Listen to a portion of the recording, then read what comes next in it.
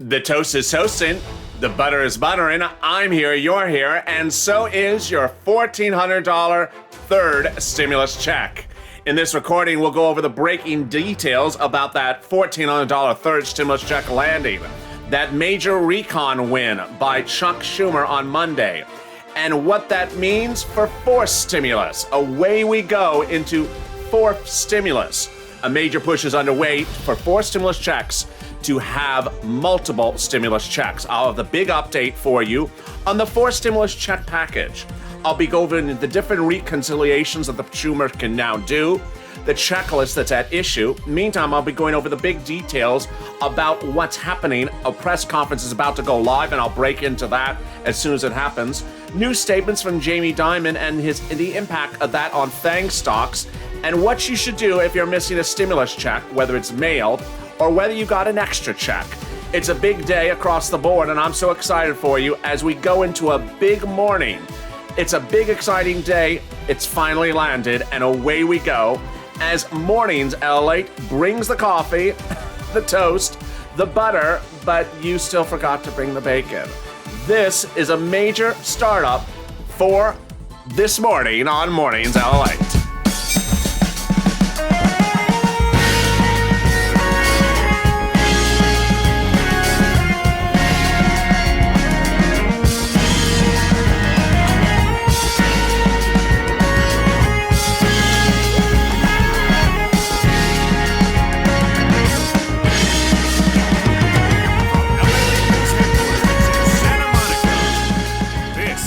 Mornings, LALATE.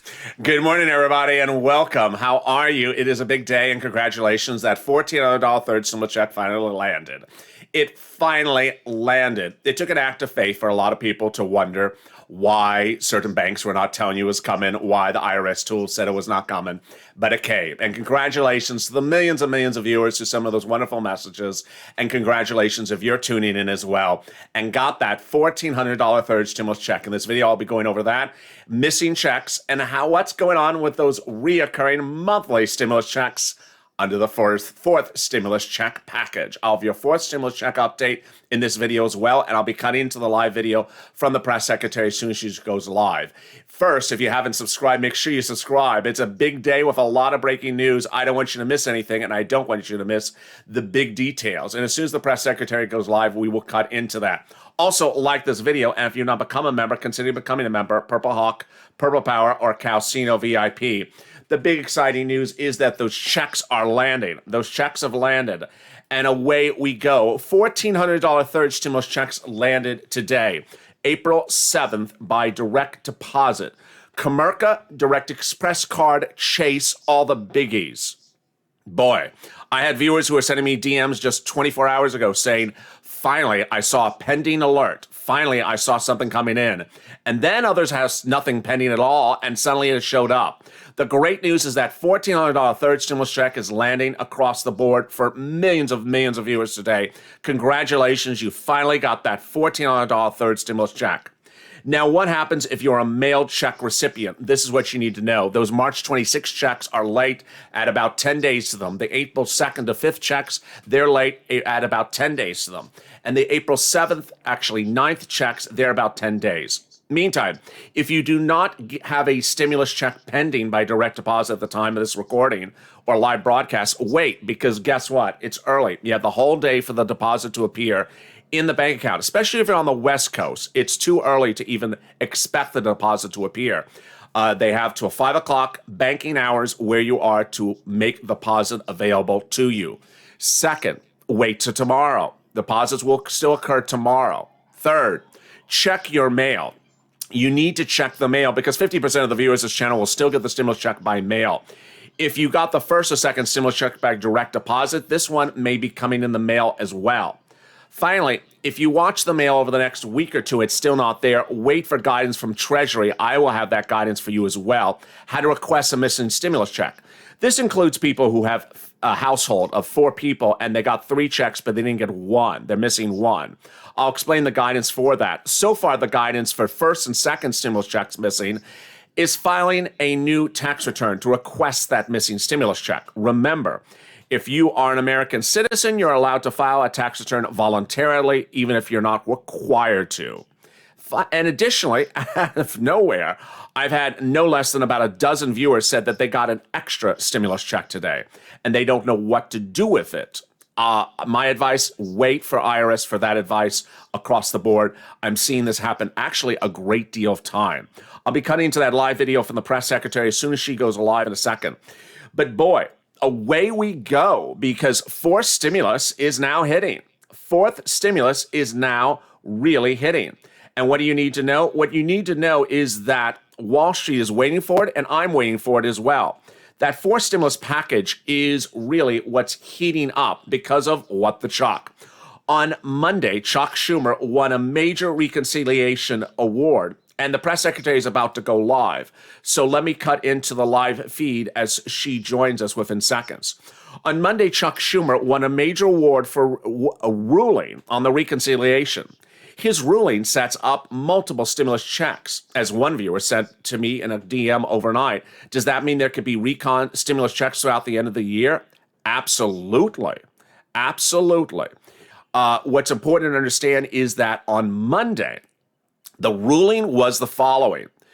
The Senate parliamentarian ruled that the last reconciliation can be amended, and can be amended with a new stimulus package, so you don't have to use up a new reconciliation. How does this work, and what does this mean? Basically, the way it works is the following. Every spring and fall, you have one reconciliation. You have one in the spring and you have one in the fall. Well, the Democrats didn't use last year's reconciliation. They didn't use the fall reconciliation from 2020. They saved it because they knew that Biden was coming in January. So they used that for the third stimulus that just passed. Now, the ruling by the parliamentarian is they can amend that third stimulus for the fourth stimulus package of stimulus checks. And then, if Schumer then wishes to, he can use his leftover new stimulus recon for 2020 spring for fifth stimulus. And then the fall, away goes. He gets a brand new recon in September for sixth stimulus. This means incredible relief across the board. Suddenly, you could see stimulus checks going into next year. Would it likely? Yes. And here's the press secretary. Let me join her live right now. Good afternoon. Okay. Joining us today is another member of the President's Jobs Cabinet, Secretary of Commerce, Gina Raimondo. As you all know, the Secretary was the first woman to be governor of Rhode Island, where she kick-started the state's economy and achieved a record number of jobs and the lowest unemployment in a generation, thanks to investments in infrastructure, education, and job training. As governor, she prioritized creating jobs, supporting workers, and improving the quality and availability of services in the care economy, including supporting wage increases for care workers. She also served as chair of the Democratic Governors Association in 2019. In 2010, she was elected General Treasurer of Rhode Island, receiving the largest number of votes of any statewide candidate.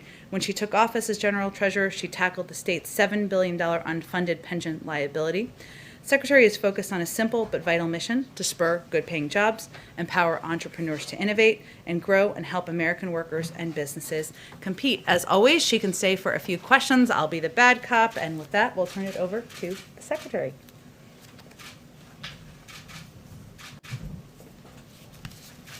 Thank you, Jen. Good afternoon, everybody. Good afternoon. Nice to see all of you, and it's an honor for me to be here to talk a little bit about President Biden's American Jobs Plan. At its core, the American Jobs Plan is about making sure every American has the opportunity to get a decent job, a decent, well-paying job with dignity and has opportunity. It's a historic investment in America intended to create tens of millions of jobs, rebuild our country's infrastructure, and position the United States to outcompete China. Many have commented that it's large, it's bold, it's necessarily large, because frankly we're behind, and we've neglected for too long important investments in our infrastructure. We need to ensure that investments in infrastructure, advanced manufacturing, workforce development, and our care economy are made at the scale we need, and are made in every single community in America. And as the president has led us to, is leading us to Build Back Better, that means we need to do so more inclusively and ensure that these investments that we are making in broadband, in housing, in the care economy, in water, are in every community in America, rural, tribal, urban, communities of color, and reaching everyone across America. What you're listening to now is a live broadcast from the White House, a press briefing about your fourth stimulus package. So why does that matter? It matters because it makes it harder for small businesses to compete. It matters because it makes it harder for American companies to compete, and it makes it harder for the average American to get a decent job and to get the skills they need in order to get a high-paying job in the industries that are growing today and tomorrow. And the fact of the matter is, we know that lack of investment, particularly in public transportation, transit, water, housing, has hurt low-income folks and people of color the most. And it's time to finally rectify that systemic inequality and build back better and more equally. As Jen said, my job as a Commerce Secretary is to do everything I can to enable American businesses of all sizes to compete. And at its core, the American Jobs Plan is about investing in American competitiveness, strengthening our workforce, rebuilding infrastructure, and leveling the playing field so all Americans have a shot at a good job.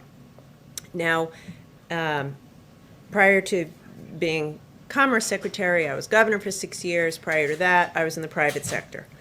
And so over the course of my career as an entrepreneur, as governor, now as Commerce Secretary, I have had many, many, many discussions with businesses, from the biggest to the smallest. And over the years, there is something that we all seem to agree on, which is that we need to make massive investments in our infrastructure if we are going to compete and ensure America's global competitiveness. And most recently, I have spent a lot of time in the past few weeks talking to business leaders, and I can report to you that there's a broad level of enthusiasm for big investments in infrastructure. And I think there is a recognition that President Biden is doing the right thing in pushing us to conceive of infrastructure as broad, as including investments in STEM, research and development, investments in basic research, investments in broadband, investments in training our workforce. And the truth of it is, that's what it's going to take to compete. A key component of the American Jobs Plan is training our workforce. This is a reality. The changes in the American economy, many of which have been massively accelerated by COVID, are very scary for millions of Americans. What you're watching right now is a live broadcast from the White House of your Commerce Secretary. She's giving incredible detail about what is in the fourth stimulus package, item by item. We haven't heard this type of detail before. Of course. Now, as Jen said, this was a priority of mine when I was governor, and I saw it work. I know it works. We saw it work. When I ran for governor, my state, Rhode Island, if you haven't been, I want you to go, had the highest unemployment rate in the country, #1 in America. It was sad, very sad. The unemployment rate in the building trades when I took over was over 20%. Think about what that does to a community. Before COVID, after a lot of our work, Rhode Island had more jobs than at any time in our state's history, because we leaned into it in a broad fashion, similar to what this package calls for: investments in infrastructure, working with business, and big investments in worker training. So the fact of the matter is, in order to compete, we have to have investments in apprenticeships, community colleges, STEM education, job training. My view is, if you have the guts in the middle of your career to go out and get some job training, to retrain yourself to get a new job, then we need to be there for you to provide high quality, demand-driven, affordable, if not free, job training. The American Jobs Plan also is about strengthening our supply chains. making things in America, making critical goods in America, creating good jobs in the process, and increasing the security that we have, knowing that we aren't overly dependent on other countries for critical supplies. We saw that on full display in COVID. Every governor knows what it's like to be up in the middle of the night, can't get your hands on PPE or ventilators or medicine because they aren't manufactured in America. We also need to invest in domestic manufacturing, particularly for critical industries like semiconductors. We all know semiconductors are the building blocks of our future economy. And as we go through the data and digital revolution, semiconductors underpin so much of the new technology where we'll see job creation. So we are living through now a global chip shortage. We're seeing that hurt businesses in every sector, and so we need to strengthen our domestic supply chains. The American Jobs Plan calls for a $50 billion investment in semiconductor manufacturing and research, as is called for in the Bipartisan CHIPS Act. Finally, we need strong investments in our broadband infrastructure. We've seen more clearly than ever before that high-quality, affordable broadband isn't a luxury, but it's a necessity for education, jobs, and healthcare. But millions and millions of Americans don't have access to broadband, particularly in rural communities. I finally want to address one last component, which is the investments in the care economy. You might say to yourself, why is the Commerce You're watching a Secretary live talking briefing about from your investments in the care Commerce economy? Secretary, Because giving it incredible matters. It detail is about core what to is our in the competitiveness. fourth stimulus package. For the first time ever, we've gotten incredible detail across the board from your Commerce Secretary, who previously led infrastructure and similar type of packages while governor of Rhode Island. Let's continue to listen in. For our loved ones living in poverty. It's time to make those investments so they can have a dignified job and so that we can shore up our communities. As Jen said, I did a lot of work of this as governor, and it's something that I'm very proud of President Biden and to be on the team of a president who's investing in the care economy. So fundamentally, this plan invests in American workers and businesses, small and large alike, so they can compete and win in the global marketplace. And I'm psyched to talk to you about it and proud to be on the team that's going to get this done. All right, Kristen. Thank you, Jen. Thank you, Secretary Raimondo, for being here. As you know, some Republicans have looked at this plan and said if you increase the corporate tax rate overall, in the long run, jobs could be eliminated. They cite one study, the Tax Foundation, that says that increasing the corporate tax rate will eliminate 159,000 jobs over the next 10 to 30 years. How do you respond to that criticism that in the long run, this plan kills jobs? I don't agree with that assessment. So a few points. First of all, every business leader I talk to, big and small, agrees we must make these investments in infrastructure in order to compete. If we don't invest in semiconductors, we're going to fall further behind. If we don't invest in job training, we're not going to have the workforce that businesses need to compete. So it's essential that we make these investments. With respect to taxes, there is not a shred of evidence to show that the cuts in 2017 increased growth or productivity. Actually, very little of it went into additional R&D. So the fact of the matter is the corporate structure today is broken. Many companies don't, large profitable companies pay no corporate taxes. So I'd like to think we can all agree that it needs to be improved, level the playing field, close the loopholes, and have a discussion around how we do this together to improve competitiveness. If it is raised to 28%, though, that would put the U.S. at one of the highest in the world. Does it have to be 28%? Would you go lower? Could you accomplish the same thing if the tax rate weren't raised to 28%? So there is room for compromise. That is clear. The president has said a few things. We have to get this investment done. He's charged us to work across the aisle and in a bipartisan way, and we need to pay for what we're doing. Like our proposal is to invest in 8 years and pay back over 15. Now we can have a discussion about that. Should we pay it back over 20 instead of 15? Is the rate not quite 28? Is it something, lower?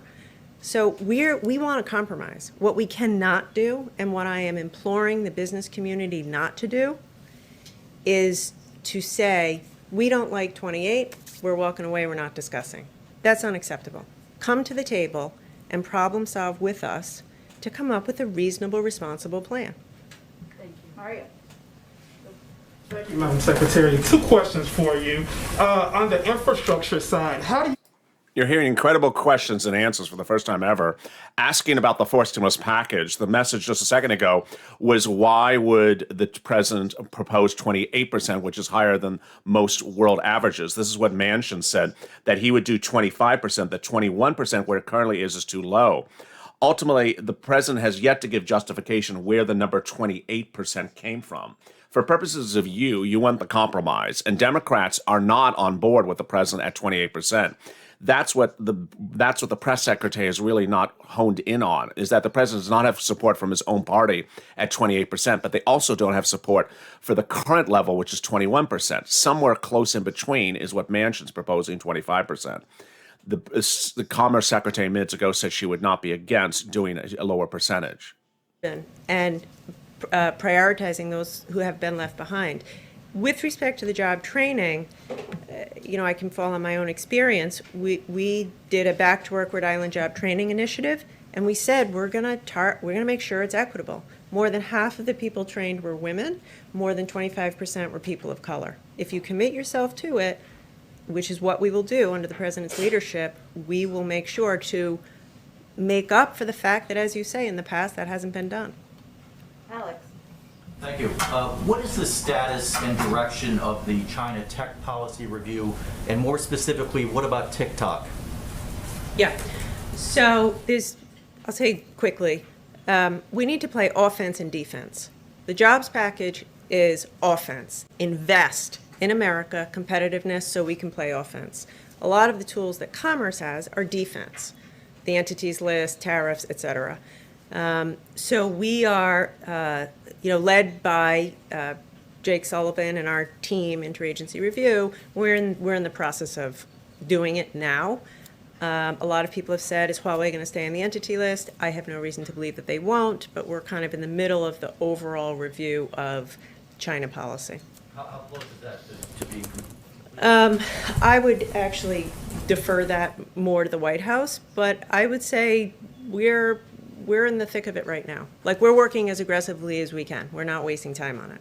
Thank you, Secretary. I'm hoping to draw on your experience as governor regarding the virus. The White House and the president have been calling on governors across the country not to roll back virus restrictions. I'll cut away and we'll rejoin the secretary in a second. But let me tell you where we are right now. A $1,400 third stimulus checks landed in bank accounts today. And this is for Direct Express by Comerica, also the big banks like Bank America, Chase, and more. If you did not see the pending deposit yet today, don't worry, you have a full day. The deposit can appear anytime during banking hours between now and the end of the day. That's the first thing to know. Second, if you go to the end of the day and you don't show it pending in the deposit, what should you do then? What should you do if you go to 5 o'clock your time locally and you don't see those deposits at post? You should still wait because there's a couple things at issue. First, at issue is that it may be coming by check. And if you in the mail, and if you have not watched the mail, please do wait for that deposit. Number one, wait for that deposit. And I don't mean just wait till today, wait till tomorrow as well. Second, check the mail. You may be a mail recipient of the check. Nearly 50% of the viewers of this channel who were set up for direct deposit are getting it in the mail, not by direct deposit. There's no organization as to why or who. Third, if you still don't get the check in a few weeks from now, stay with me because IRS is going to have guidance as to how to request the missing stimulus check. This includes households where maybe a 4-person household and you're missing one of the 3 checks. IRS has already said the first and second stimulus checks you can request by a tax return. And the third stimulus check, we haven't gotten guidance about that. Finally, if you got an extra check, which has actually been happening today, I don't know how to deal with that situation at all. IRS is about to give advisory about that as well. For the mail checks, there's a delay on those. So the March 26 checks add about 10 days. The April 2nd to 5th checks add about 10 days. This week's checks are April 9th, add about 10 days for that as well.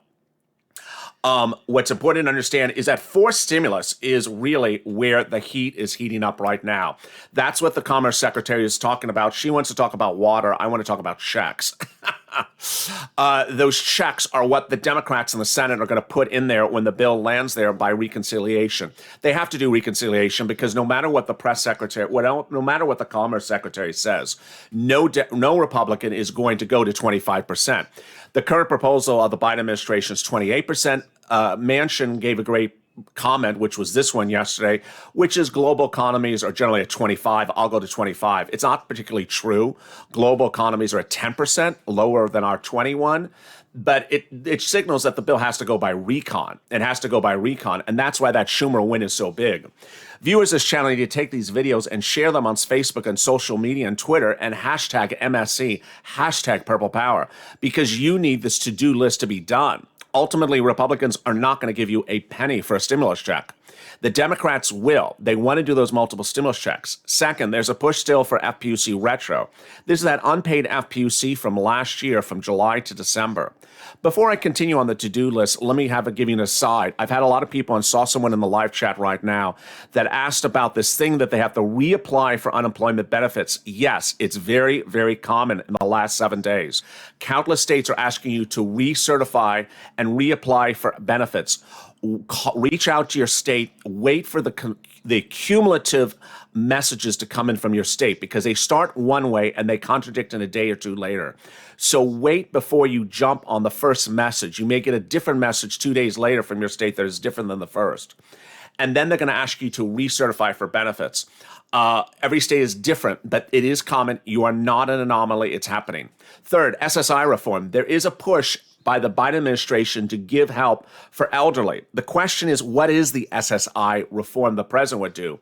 He could certainly do the CPIE, which would take away COLA and put it to CPIE, and he could do the up to, not everyone, certain people, up to 20% increase. But it's the MSC that you want to get behind. Hazard pay is still possible, and certainly minimum wage as well. Let's cut back into what the Commerce Secretary is saying right now about the forced stimulus package. He says could end up looking one that's more directly targeted at what he's calling hard infrastructure. Is that an accurate prediction to you at this stage? And then my second question, I'll just tack it on here. The president, you're one of the 5 cabinet secretaries that President Biden tapped to kind of go out and sell this, his words, to engage the public. What has that entailed at this point, specifically as it relates to getting these Republicans on board with this plan? Talking to them, sitting down, listening, engaging them. As I said before, we have put forth a bold proposal and a reasonable way to pay for it. There are other ideas. So what I'm going to do, and all the cabinet is doing it in the White House, is sitting down with our Republicans, friends, and Democrats, and business leaders, and saying, okay, if you don't like this, what's your idea? How do you think we ought to pay for it? If we are proposing paying for it over 15 years. What do you think? So I think, again, it's all about finding that compromise and actually delivering for the American people. So that, anyway, I think broad engagement. Face-to-face conversations with? If you include Zoom as face-to-face, I would say very many. Only a few actually face-to-face, but a lot, a lot. And I plan to do even more of it. Like, we're serious about this. We want to get this done. There's a lot of different ways to do it. The president does what a leader does, puts forth his ideas. Now let's get to work. Let's talk about it. Where do we tweak it? Where do we change it?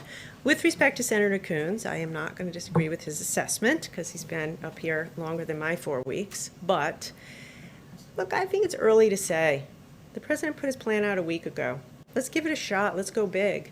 I can tell you this, every single business leader I've talked to applauds the fact that this package is more than just roads, bridges, and water. Like, come on, 35% of Americans in rural areas don't have broadband. You cannot have a modern economy without that. We have a crisis in semiconductor manufacturing. You cannot have a modern economy without that. So I hope that that isn't where we settle, because we'd be shortchanging American people, workers, and businesses. Would you take one more? All right, Jeff, you're so convincing. Thank you. Secretary, just to follow up on Alex's question about TikTok, can you just clarify what your... And there you are. You've been listening to the Commerce Secretary give you an incredible briefing with incredible detail, actually perhaps the most detail we have seen to date about what's going on for this fourth stimulus package. What's the biggest takeaway that you should hear from this video is the following. Engagement. They want to hear from you. They want to hear from you. Now, they were asked specifically, are you talking to Republicans? But they were also asked, or the Commerce Secretary was also asked, who else have you spoken to? Have you spoken to other Democrats? Have you spoken to other business leaders? Have you spoken to the American people?